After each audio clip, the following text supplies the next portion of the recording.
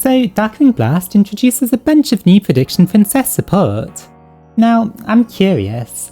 Raise your hand if, before seeing this support, you even remembered that this archetype exists. If you do, chances are you either watched Arc 5 recently and remember this character, or you're like me and played this game and decided that it looked like a fun deck to build. And then my second deck was Flower Guardians. Let's not dwell on that for too long. Anyway, for anyone else who doesn't remember this niche archetype, they're basically a ritual archetype based on flip monsters. So, you know, two of the worst mechanics in Yu-Gi-Oh! Put together. What could possibly go wrong? For years, even though they were the second best flip archetype behind Subterrors, aka the only good flip archetype, they really couldn't do much due to needing to draw way too many specific pieces for their combos to work. After all, the ritual was a level 9, so it was pretty difficult to pay the cost for it without filling your deck with bricks. I tried a bunch of stuff, including Shaddoll Prediction Princess, which had mixed results. So does this new support fix them? Well, let's take a look at it. First up, we have a new level 9 main deck monster, Bibliomuse. The level's nice for our ritual, but the effect is even better. On flip, it searches both a Prediction Princess monster and any ritual spell. But how are you going to get it in face down defense position in the first place? Well, its other effect is that, when tributed as a ritual cost, you can special summon it face down.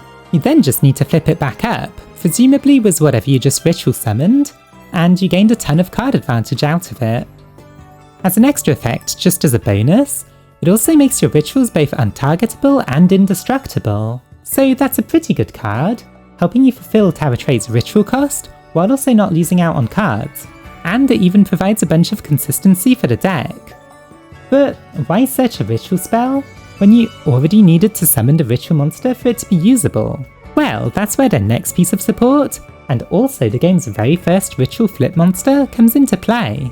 Nether Prediction Princess Tarotreith is basically an evil counterpart to Tarotrei, being dark instead of light and having its stats flipped. Get it? Flipped? Anyway, being a flip ritual, it has an interesting summoning condition where it can be ritual summoned, but also summoned without any of the ritual spells or cost, using Tarotrei's end phase effect to get it out of your hand or graveyard. It's a nice bonus effect, but we have better plans for it. Its actual effect is that, when flipped, you can summon any flip monster in face down defense position from your deck. This is a big step up from needing it in your hand or graveyard, which means you're going to have access to some of the most powerful flip monsters in the game a lot more consistently. What makes this even better is its quick effect, which allows you to flip everything you control face up or face down. This means that, together with Tarotrei, you can flip this face up, then summon any flip monster of your choice, and then flip that up as well, essentially letting you use any flip effect in the game. Finally, they got a new ritual spell, Nether Prediction Ritual. What differentiates it to the other ritual spell is that it allows you to ritual summon in face down defense position, which is perfect for Tarotrei. Then it also lets you summon a non-ritual Prediction Princess monster from your deck in the next standby phase, so you can get a second Bibliomuse for its effect. But does this really add up to a competent deck? Despite the added consistency, you still need to be drawing a ritual spell, a ritual monster, and the appropriate tribute materials, meaning you have to run triples of most of those cards in order to make it more likely. And is that really feasible? Sadly, not really. But that doesn't mean that the deck is doomed. After all, this is Yu-Gi-Oh! The game in which, thanks to stupidly long combos, anything is possible. Thanks to Scrap Recycler, which we have 12 copies of, we have a 1.5 card combo that ends on all 3 Prediction Princesses, a Deus Ex Crawler negating all activated effects, and a Whirlwind Weasel negating all spells and traps. But how on earth do you get to that end board with one card?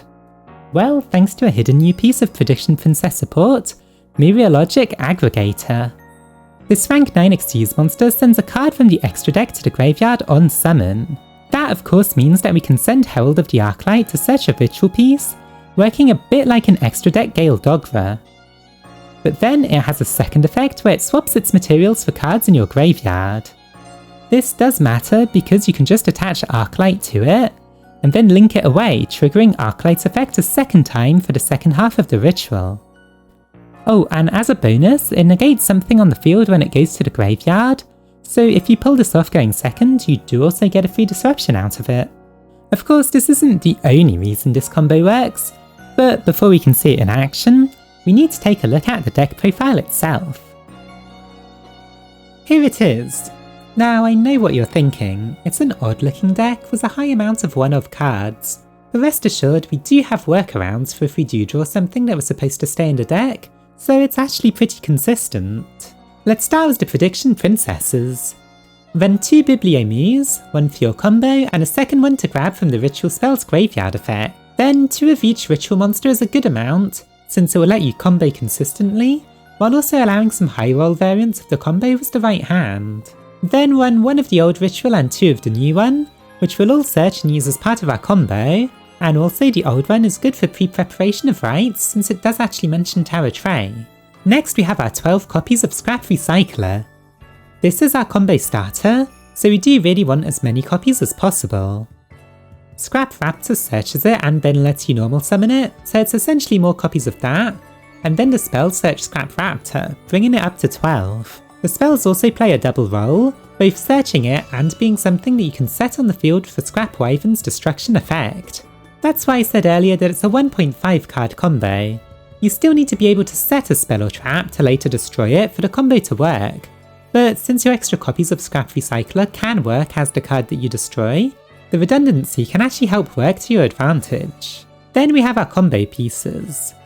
Jet Synchron and Razenix are both needed to start the combo after Scrap Recycler, but you could cut one of the two if you really want. I like Razenix since it doesn't require a discard to get you its token, but Jet Synchron is our plan B that allows us to send other combo pieces from our hand if needed, letting you complete your combo anyway. Plus, by running both, you'll be way more likely to actually have a target for Recycler to send. Then don't worry about the rest for now, you'll see how those work in the combo section. Just run all 4 of these, you will need them. Now for our powerful flips. I choose to run both Deus Ex Crawler, since it negates the activated effects of all opponent's monsters after it was flipped, and then Whirlwind Weasel, since it stops your opponent from activating both spells and traps for the rest of the turn. Guard Dog is a popular choice and good to side against certain decks that might not really care about spells and traps, and then just because the comments section will mention it otherwise. Sure, Pot of the Forbidden is quite nice, but it's a bit of a win-more card, so I didn't go for it in the end. Next is a cheeky single copy of Shaddoll Schism. We search this as part of our combo if we open with enough ritual pieces, and it adds a window to our end board, which is another reason why I don't go for Guard Dog. Then we just have pre-prep for consistency, Droplet and Called By for some strong back row, and Imperm as a hand trap since it doubles as a card we can set and then destroy in an emergency.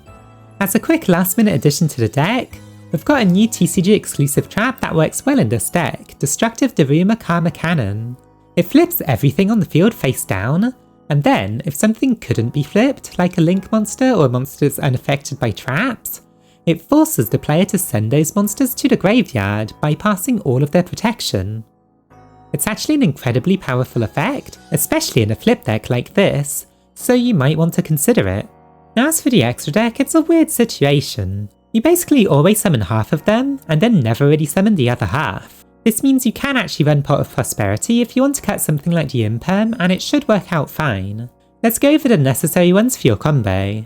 Wyvern, Lib, Trishula and Gravity Controller are all fine at 1, and then Aggregator and Arclight are only really summoned once, but you could get their effects multiple times over multiple turns, so run 2.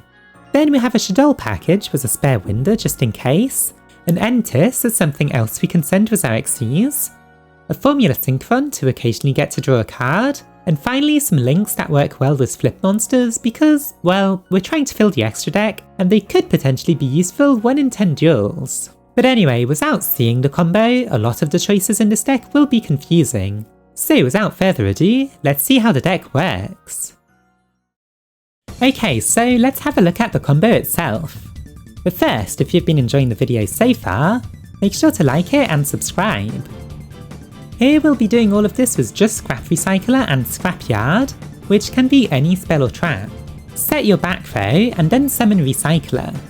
Since we didn't draw any garnets, we send a Rosenix, who we can then banish to get a token. Those two make a Wyvern, who revives Recycler to immediately destroy it, triggering its other effect to get a Golem and then destroy the back row reset. Golem can now revive Recycler, who this time sends a World Armor. Those two make Link Lib, who sets a Succession. This allows us to revive World Armor, who then searches World Legacy Monstrosity. With all three monsters, we make a Fusion Trishula, and now, since we have a level 9 on the field, you can activate Monstrosity, getting out both Deus Ex Crawler and Bibliomuse. Deus Ex and Trish make Aggregator, who sends an Arclight to search Tarotrei. Then we swap its materials for the Arclight and then anything else, before linking it into a Gravity Controller. That triggers Arclight again, getting Prediction Ritual. We can also negate something on the field thanks to Aggregator at this point, which also chainblocks Arclight. Then we tribute Bibliomuse for Tarotrei, and trigger her effect to summon herself back face down. Flip her as Tarotrei to get the other ritual monster and spell, which you'll use to ritual summon her face down. Now end your turn, getting Deus Ex thanks to Tarotrei's end phase effect. In the standby phase, you can flip Tarotreith, who summons Weasel face down. You'll also use Nether Ritual to get your second Bibliomuse face down. Now that everything is ready, you can flip them all face up at the same time as Tarotreith, getting Deus Ex's activated effect negation, Weasel preventing both spells and traps from being activated, and Bibliomuse protecting both of your rituals from targeting and destruction, while setting you up for next turn. So since that was such a long combo, and works almost the same every time, I won't bore you by narrating the same thing 4 times, and will instead just show you a few variants. In this one we started with essentially 4 Scrap Raptors and World Armor. We need the armor in the graveyard, so after thinning our deck a bit with the spells, we set one, and then go into our regular combo, but sending Jet Synchron instead of Rosenix. This lets us discard the World Armor, and now, at the point where you'd usually send it, you can send a Rosenix instead, allowing you to later get a token whenever you want. Just not this turn because we'll be filling our entire board. The rest plays out as usual, except we'll have an extra imperm set. This time, here's a hand where we have pre-prep, allowing us to get Tarotrei and her ritual spell. This means we won't have to search them as Arclight's effects, so I'll show you what happens instead. Also, we happen to have Rosenix in hand, so we can instead send Jet Synchron, discard Rosenix, and synchro both of those together to get a Formula Synchron, giving us a free draw along the way. We then play out everything else as usual up to Aggregator's Summon.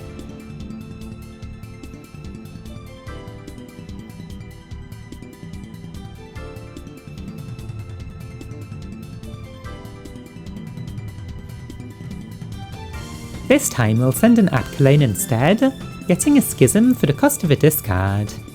We'll then continue our combo, making sure to set Schism.